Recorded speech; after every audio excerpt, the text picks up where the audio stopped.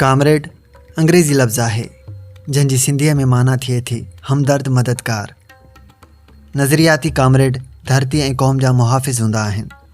पंहिंजी धरतीअ जे नंगनि ऐं दंगनि ते सिर क़ुर्बान करण जी सघ रखंदा आहिनि। उते ही वरी चंद गैर नज़रियाती मुफ़ाद परस्त लोफर क़िस्म जा छुड़वाग बि पाण खे कामरेड सॾाईंदा आहिनि, जिन खे कामरेड लफ़्ज़ जी ख़बर बि नाहे हूंदी त कामरेड छा आहे, कामरेड जो कमु छा आहे ऐं कामरेड छो ऐं छा लाइ पैदा थिए थो।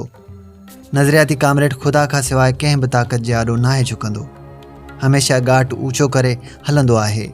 ऐं जेकी गैर नज़रियाती मुफ़ाद परस्त टोलो हूंदो आहे उहो चंद पैसनि ते गोॾा खोड़े वेही रहंदो आहे ऐं पंहिंजी सिफ़ में हलंदड़ मुड़ुस माण्हू बहादुर साथियुनि खे मुख़बरी करे माराईंदो आहे। अहिड़ा माण्हू तंज़ीम, धरती ऐं क़ौम ते बोझ हूंदा आहिनि। अहिड़नि माण्हुनि खे इनक़लाबी सतह ते मारणु जाइज़ हूंदो आहे। चे गवेरा ॿुधायो त इनक़लाब जा 3 असूल आहिनि: बंदूक सां गॾु सबर, दुश्मन खां बाख़बर, पंहिंजनि ते नज़र। भली तव्हां में सब्र न हुजे, भली तव्हां दुश्मन खां बाख़बर बि न हुजो, पर अहम ॻाल्हि त पंहिंजनि ते नज़र रखो। अगरि तव्हां जे विच में हिकिड़ो बि मुख़बिर पैदा थियो त उहो तव्हां जा सवें साथी माराए सघे थो।